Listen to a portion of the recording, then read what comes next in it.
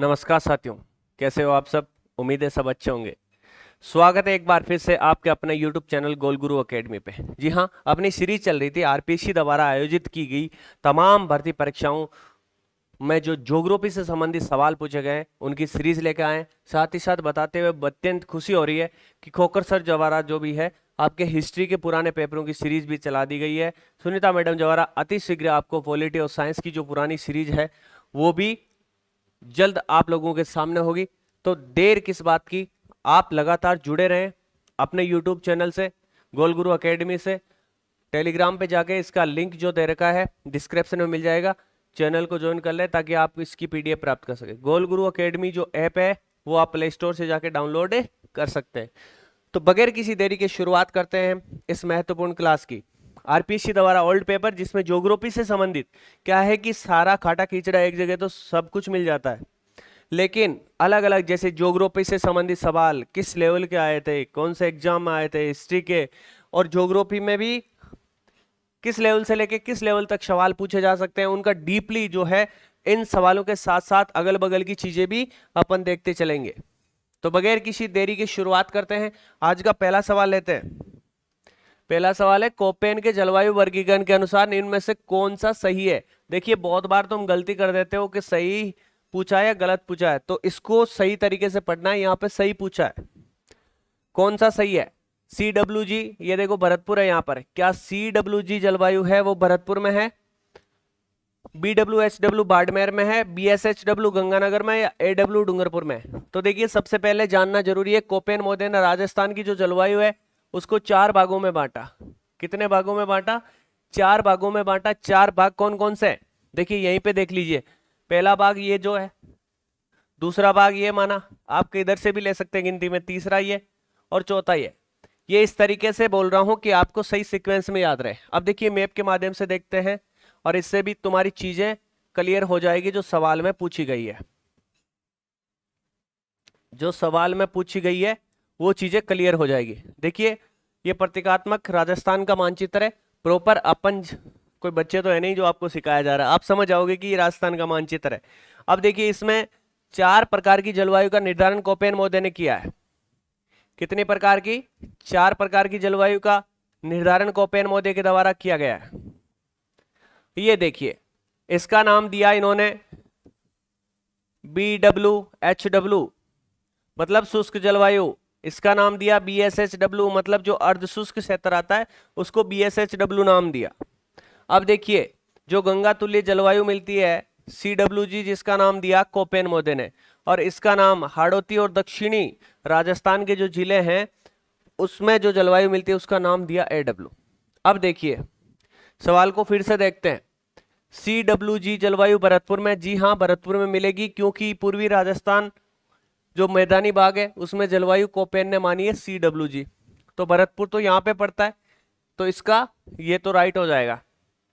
अब देखिए दूसरा ऑप्शन है BWHW, इंपॉर्टेंट है भाई, यहां से सवाल बनता है। देखिए कोपेन मोदे ने जो है वो आपके बाड़मेर को BWHW में नहीं माना है, बाड़मेर को BSHW में माना है, मतलब अर्ध शुष्क में माना है। कोपेन मोदे ने बाड़मेर के हल्के से भाग को इसके अंतर्गत शामिल किया है, BWHW में बहुत कम भाग को शामिल किया गया है। उनके अकॉर्डिंग जैसलमेर, बीकानेर, गंगानगर और हनुमानगढ़ जो जिले हैं वो आपके BWHW में आएंगे। अगला देखते हैं BSHW। तो देखिए मैंने अभी बोला कि गंगानगर को इन्होंने शामिल किया BWHW में, तो गंगानगर इसमें नहीं आएगा। अब देखिए AW डूंगरपुर, आपको पता है कि बांसवाड़ा के जस्ट ऊपर प्रतापगढ़ के पश्चिमी तरफ जो है डूंगरपुर जिला है, ये आपके AW जलवायु में आता है। तो इस सवाल के अकॉर्डिंग एक तो ये सही हो जाएगा और एक है ये सही हो जाएगा, तो इसका राइट आंसर क्या होगा? ऑप्शन नंबर 4 जो दे रखा है वो सही आंसर हो जाएगा। यदि इस सवाल को आपने सही तरीके से समझा है तो कोपेन का जो जलवायु वर्गीकरण है जिससे किसी भी प्रकार का कोई सवाल बनता है तो इस सवाल से हल हो सकता है, यदि आपने डीपली नहीं पढ़ा या समझ में नहीं आया है तो। ठीक है भाई, अगला सवाल चलते हैं। निम्न में से थार मरुस्थल के भाग है। देखिए जो राजस्थान में मरुस्थल मिलता है उसका नाम क्या है? थार मरुस्थल है। थार मरुस्थल के भाग क्या गोडवाड़ प्रदेश है? जी हाँ गोडवाड़ प्रदेश थार मरुस्थल का भाग है। शेखावाटी प्रदेश है? बिल्कुल सिक्कर-चुरू, झुंझुनू, ये जो क्षेत्र है अर्ध शुष्क मरुस्थल के भाग है, मतलब है थार के भाग है। बनास का मैदान, घग्गर का मैदान, घग्गर का मैदान है लेकिन बनास का मैदान नहीं है। अब देखिए एक बात समझ लेते हैं इस सवाल को, फिर देखते हैं। देखिए थार मरुस्थल का नाम आया तो राजस्थान के 61.11% भाग पे क्या है, मरुस्थल है। इस मरुस्थल को दो भागों में बांटा गया है, दो भागों में बांटा गया है। एक भाग का तो नाम क्या है, शुष्क, शुष्क मरुस्थलीय प्रदेश, और दूसरे का है अर्ध शुष्क। क्या नाम है, एक का शुष्क दूसरे का अर्ध शुष्क। शुष्क को दो भागों में बांटा गया है, बालू का स्तूप युक्त और बालू का स्तूप मुक्त, मतलब जिसमें बालू का स्तूप है और जिसमें नहीं है, दो भाग इसके बना दिए गए हैं। और अर्ध शुष्क प्रदेश के 4 भाग बनाए गए हैं। कितने भाग, 4 भाग बनाए गए हैं। और यही इन्हीं का जो जिक्र है इस सवाल में किया गया है। देखिए गोडवाड़ प्रदेश, मतलब इसमें मुख्य रूप से जो आप देखोगे जालोर, सिरोही और पाली वाला भाग आता है, ठीक है। तो गोडवाड़ प्रदेश मतलब लूणी वाला क्षेत्र, ये थार मरुस्थल में शामिल है। शेखावाटी प्रदेश ये भी शामिल है, घग्गर का मैदान भी शामिल है, बनास का मैदान शामिल नहीं है। देखिए वापस इन तीनों को, अर्ध शुष्क जो मरुस्थलीय प्रदेश है इसमें सबसे ऊपर वाला भाग कहलाता है घग्गर का मैदान। उसके बाद शेखावाटी क्षेत्र, शेखावाटी प्रदेश, उसके बाद नागौर उच्च भूमि, नागौर उच्च भूमि, उच्च भूमि, और उसके बाद जो है आपके लूणी बेसिन या गोडवाड़ प्रदेश, लूणी बेसिन या गोडवाड़ प्रदेश। तो ये 4 भाग आते हैं इसमें। अब देखिए गोडवाड़ प्रदेश का जिक्र किया गया है, शेखावाटी का जिक्र किया गया है, घग्गर का मैदान का जिक्र किया गया है। आपने 6 नाम पढ़े, बनास का मैदान कहीं नहीं है। ये किसका भाग है भाई, पूर्वी मैदान का भाग है, पूर्वी मैदान का भाग है, पूर्वी मैदान का भाग है। तो इसका राइट आंसर क्या हो जाएगा, ए बी और डी। ए बी और डी कहां दिख रहा है, ए बी डी ये यहां पे दिख रहा है भाई। ऑप्शन नंबर 3 इसका राइट आंसर है, हो जाएगा। आगे चलते, आप देखिए सारे सवाल ईमानदारी से हल करते हुए चलना, सवाल रिपीट होते हैं। जहां तक मेरा अनुभव है लेब असिस्टेंट का, लेब असिस्टेंट में मैंने अलग से कोई तैयारी नहीं करी थी, फर्स्ट ग्रेड की तैयारी कर रहा था। और जीके में 50 सवाल आए थे। मैं पुराने 15 साल के पेपर देख के गया था, मेरे 50 में से 49 सवाल राइट हुए थे। हालांकि उसका कोई खास लेवल नहीं था, फिर भी मेरा मानना यह है, मेरा कहना यह है कि पुराने सवाल रिपीट थे, उसमें लगभग 41-42 सवाल। अगला देखिए, राजस्थान में अनुसूचित जनजाति जनसंख्या एसटी की बात हो रही है, जनसंख्या का द्वितीय स्थान पर सर्वाधिक प्रतिशत। अब देखिए पहला स्थान नहीं पूछा है, पहला स्थान नहीं पूछा है कि जहां पर सर्वाधिक एसटी जनसंख्या का प्रतिशत, दूसरा पूछा है। तो दूसरा पूछो चाहे पहला पूछो, आपको 3 हमेशा याद रखने चाहिए। किसी भी चीज के जो 3 नंबर है वो याद रखना। सर्वाधिक एसटी का प्रतिशत आपको मिलता है, कहां पर मिलता है, बांसवाड़ा में, उसके बाद डूंगरपुर में, उसके बाद उदयपुर में। बांसवाड़ा, डूंगरपुर और उदयपुर। तो दूसरे नंबर का पूछा है, दूसरे नंबर का हो जाएगा अपना डूंगरपुर। क्या हो जाएगा, डूंगरपुर हो जाएगा भाई। सर्वाधिक एसटी का प्रतिशत डूंगरपुर, नंबर दूसरा 2011 की जनगणना के अनुसार। अगला सवाल देखिए, सूची 1 और सूची 2 को सुमेलित करना है और नीचे दिए गए कूट में से सही उत्तर छांटना है। तो देखिए भाई कूट जो है देख लेंगे, पहले इधर वाले देखते हैं। सूची 1 में जिला दे रखा है और इधर प्रमुख उद्योग दे रखे हैं। उदयपुर में कौन सा उद्योग, तो देखिए सीसा जस्ता जो है ये उदयपुर में है। उदयपुर में सीसा जस्ता कहाँ मिलता है, जावर में मिलता है, जावर उदयपुर में मिलता है। चांदी, सीसा जस्ता ये सारी जगह, ये मतलब सारे जो खनिज है यहीं पे मिलते हैं। इसके अलावा देखिए राजपुर दरीबा, राजपुरा दरीबा, राजपुरा दरीबा ये कहां पर है, राजसमंद में, यहां पर भी सीसा जस्ता मिलता है। इसके अलावा रामपुरा आगूचा, रामपुरा आगूचा यहां पर भी क्या मिलता है, यहां पर भी सीसा जस्ता मिलता है। और रामपुरा आगूचा कहां पर है, भीलवाड़ा में है। तो पहले का हो जाएगा 4। अब देखो 1 और 2, इन दोनों में से 2 ऑप्शन ऑटोमेटिक कट गए हैं। अब देखिए नागौर, तो नागौर देखिए सफेद सीमेंट का कारखाना, आप देखते हो नागौर का एक कारखाना है, कौन सा, गोठन, गोठन भी लिखते हैं, कहीं गोठन लिखते हैं। तो यहां पर जेके वाइट, कौन सा? जेके वाइट सीमेंट कारखाना है, वाइट सीमेंट कारखाना है, मतलब सफेद सीमेंट का कारखाना कहां पर है? नागौर। इस सवाल के अकॉर्डिंग नागौर सफेद सीमेंट आएगा। तो देखिए 2 में 1, 2 में 1, तो इसका राइट आंसर तो अपना यहीं से निकल रहा है भाई। देखिए कई बार क्या होता है, ऑप्शन आपको पूरे नहीं देखने पड़ते, 1 2 से भी आपका सवाल है हल हो जाता है। आगे देख लेते हैं भाई भीलवाड़ा। भीलवाड़ा को क्या बोला जाता है? वस्त्र नगरी। सी में 3 आ रहा है, वस्त्र नगरी बोलते हो ना भीलवाड़ा का। कोटा, कोटा रसायन उद्योग के लिए जाना जाता है, गड्ढे पान कोटा वगैरह देखा गया, तो रसायन उद्योग के लिए जाना जाता है। इसका राइट आंसर हो जाएगा ऑप्शन नंबर 4। आगे चलते हैं।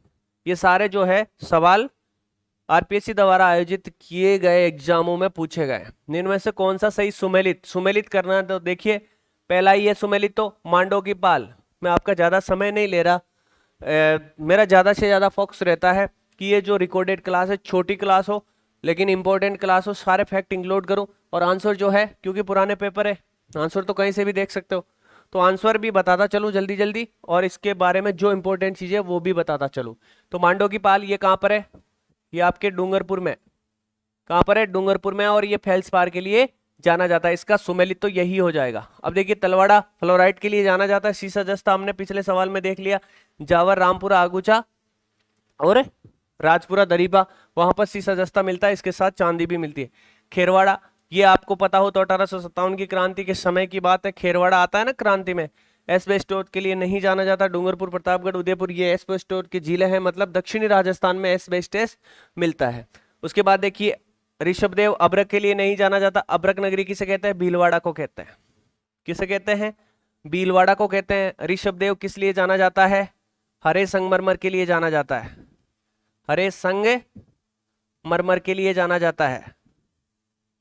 कौन सा? ऋषभदेव, उदयपुर। कहां पर है ये? उदयपुर में है भाई। कहां पर है? उदयपुर में। आगे चलते हैं, अगला सवाल लेते हैं। Green energy corridor, green energy corridor जो है राजस्थान के निम्नलिखित में से किन जिलों से गुजरता है? तो सबसे पहले अपन देख ही लेते हैं भाई मोटा मोटी। देखिए हनुमानगढ़, हनुमानगढ़ से बीकानेर, बीकानेर से जो है नागौर, नागौर से आपके अजमेर, अजमेर से भीलवाड़ा, भीलवाड़ा से फिर इधर से चित्तौड़गढ़, उदयपुर, प्रतापगढ़ और बांसवाड़ा से होकर बाहर निकल जाता है। तो इस तरीके से ये चलता है राजस्थान में। इधर एक छोटी सी इसकी शाखा जोधपुर की तरफ भी जाती है। तो देखिए यहां पर देख लेते हैं, मैंने जो नाम बोला है क्या वो इसमें आ रहे हैं कि नहीं आ रहे? देखिए मैंने जयपुर का ही नाम नहीं बोला, अलवर का ही नाम नहीं बोला, मैंने भीलवाड़ा बोला, उदयपुर भी बोला, जयपुर नहीं बोला, कोटा भी नहीं बोला, अजमेर बोला, जोधपुर भी बोला। अब देखिए अजमेर बोला था, चित्तौड़ बोला था और बीकानेर बोला था, तो इसका राइट आंसर हो जाएगा option number 1। Green energy corridor जो है आपके हनुमानगढ़, बीकानेर, नागौर, अजमेर, भीलवाड़ा और दक्षिणी राजस्थान से होके गुजरता है। दक्षिणी राजस्थान की झीलें जो है वहां से होके गुजरता है। इधर ये जोधपुर में भी इसकी एक शाखा है। ठीक है भाई, अगला सवाल लेते हैं। सूची 1 और 2 को सुमेलित करना है तथा नीचे दिए गए कोड से उत्तर का चयन करना है। तो देखिए मैंने उत्तर के लिए सारे सब कुछ नहीं लिखा है कम समय के लिए, क्योंकि ये कोई ज्यादा वो हार्ड सवाल वाली बात नहीं है। ऑप्शन से अपने को कोई लेना देना नहीं है, अपन पहले पूरा सवाल हल कर रहे हैं, उसको तोड़ मरोड़ के पूरा देख रहे हैं। तो देखिए जालोर जो है, जालोर में जारोला, डोरा पर्वत जारोला, ये कहाँ मिलते हैं?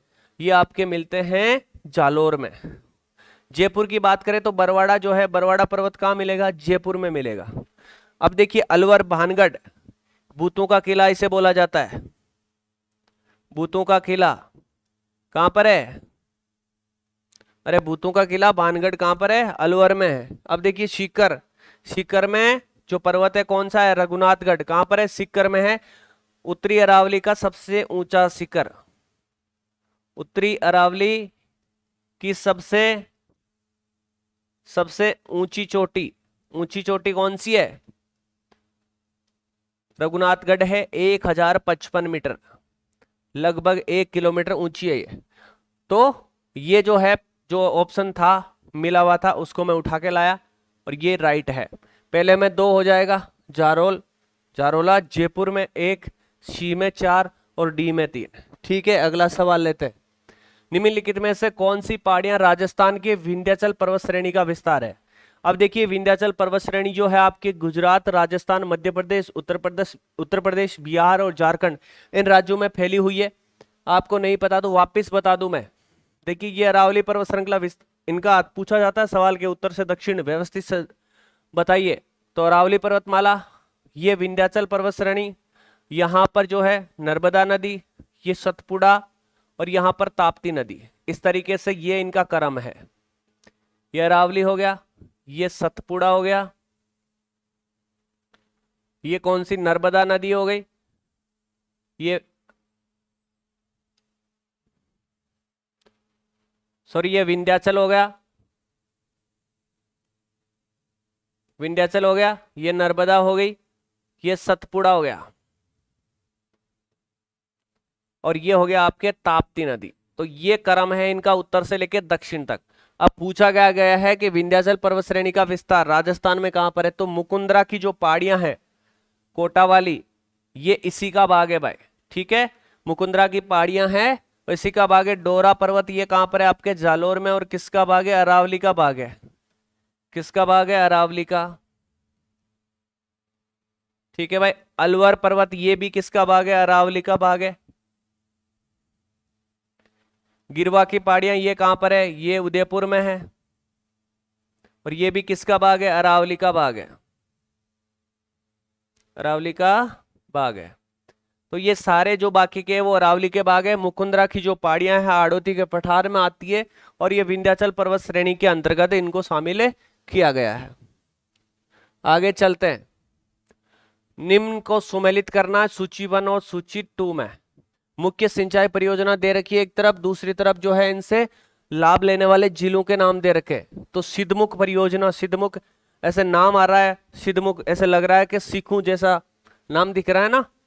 तो सीखू वाला इलाका कौन सा है? सिद्धमुख में। देखिए सिद्धमुख परियोजना में राजस्थान के हनुमानगढ़ और चूरू जो है यहाँ पर सिंचाई सुविधा का लाभ मिलता है। हनुमानगढ़ और चूरू सिद्धमुख परियोजना से। नर्मदा परियोजना आपको पता हो राजस्थान में जो है 74 किलोमीटर इसका विस्तार है। सरदार सरोवर बांध जो कि नर्मदा नदी पर बना हुआ है, इससे पहले गुजरात और उसके बाद राजस्थान में पेयजल पहुंचता है। राजस्थान के 2 जिले हैं, कौन कौन सा है? एक तो जालोर और दूसरा बाड़मेर। ज्यादा सिंचाई प्राप्त करता है आपके जालोर और दूसरा है बाड़मेर। तो नर्मदा हो जाएगा ये। और यहाँ पर एक खासियत है, नर्मदा परियोजना बूंद बूंद सिंचाई परियोजना यहाँ पर है भाई। राजस्थान में पहली बार बूंद बूंद सिंचाई परियोजना यहीं पर चलाई गई। सिंचाई परियोजना के लिए कौन जाना जाता है? नर्मदा परियोजना जानी जाती है। आगे देखिए जवाई परियोजना है, ये जालोर, पाली और जोधपुर से संबंधित है। जालोर, पाली और जोधपुर से संबंधित है जवाई परियोजना। जाखम परियोजना की यदि बात करें तो ये आपके उदयपुर, प्रतापगढ़ और चित्तौड़गढ़ में विस्तृत है। जाखम परियोजना उदयपुर, प्रतापगढ़ और चित्तौड़गढ़ में सिंचाई सुविधा प्रदान करवाती है। जाखम नदी पर बनाई गई ये परियोजना है। जाखम पर एक बांध भी है जो कि राजस्थान का सबसे ऊंचा बांध कहा जाता है। जाखम खुद किसकी सहायक नदी है? माही की सहायक नदी है। सोम, जाखम है, अनास, ये सारी किसकी सहायक नदी है? माही की है। आगे देखिए राजस्थान में मई जून महीनों में उत्पन्न होने वाली धूल भरी आंधियों के लिए उत्तरदायी कारण। जो आपके मई और जून में धूल भरी आंधियां आती है उनका कारण क्या है? पहला है कुछ स्थानों पर सवैनीय धाराओं की उत्पत्ति। तो देखिए इसका राइट आंसर तो हो जाएगा ऑप्शन नंबर पहला, मतलब ऑप्शन नंबर 4 केवल ए, ये होगा इसका राइट आंसर। अब देखिए ये कैसे आती है धूल भरी आंधियां? तो देखिए सौर विकिरण है, मतलब सूर्य से आने वाली जो विकिरण है जब गर्म होती है मई जून में, तो ये जो पृथ्वी है, पृथ्वी का ये अपना वाला भाग है, मतलब राजस्थान, ये राजस्थान को मान लीजिए, खासकर कौन सा इलाका? पश्चिमी राजस्थान का इलाका। यहाँ की जो धरती है इन सौर विकिरणों से अत्यधिक गर्म हो जाती है। क्या होती है? अत्यधिक गर्म हो जाती है। अब ये भूमि गर्म होती है तो अपने आसपास की हवा को भी क्या कर देती है? आसपास की हवा को भी गर्म कर देती है। हवा को भी गर्म कर देती है और ये गर्म हवा ऊपर उठती है। अपने साथ धूल के कण लेके ऊपर उड़ती है और इनके नीचे क्या ठंडी हवा आ जाती है। अब ये गर्म हवा ऊपर उठ के अपने स्थान से दूर चलती है और भयंकर आंधी का निर्माण करती है। तो इसको वापस समझिए, सूर्य से आने वाली गर्म किरणें जब अपने राजस्थान के खासकर पश्चिमी भाग में गिरती है तो वहां आसपास के क्षेत्र का तापमान बढ़ा देती है। जब तापमान बढ़ जाता है तो उस क्षेत्र की जो हवा होती है वो भी गर्म हो जाती है और गर्म हवा हमेशा ऊपर उठने का कार्य करती है, ठंडी हवा बैठने का कार्य करती है। तो गर्म हवा जब ऊपर उठती है तो अपने साथ धूल के कण भी वहां से लेके निकलती है और फिर पूरे राजस्थान में, खासकर पश्चिमी राजस्थान अरावली के पश्चिमी इलाके में धूल भरी आंधियां देखी जाती है। तो इसका राइट आंसर है ऑप्शन नंबर 4 हो जाएगा। ये था भाई आज का एक छोटा सा सेशन। मिलते हैं अगली क्लास में नया सेशन लेके। अपने YouTube चैनल गोल गुरु एकेडमी से जरूर जुड़े इस तरीके का सॉल्यूशन देखने के लिए और हर एग्जाम की डिस्क्रिप्टिव तैयारी करने के लिए। टेलीग्राम चैनल है, इसकी PDF प्राप्त करने के लिए ज्वाइन कर ले। प्ले स्टोर से गोल गुरु एकेडमी है, इसको डाउनलोड कर ले। फिलहाल आज के लिए इतना ही। धन्यवाद। जय हिंद, जय भारत।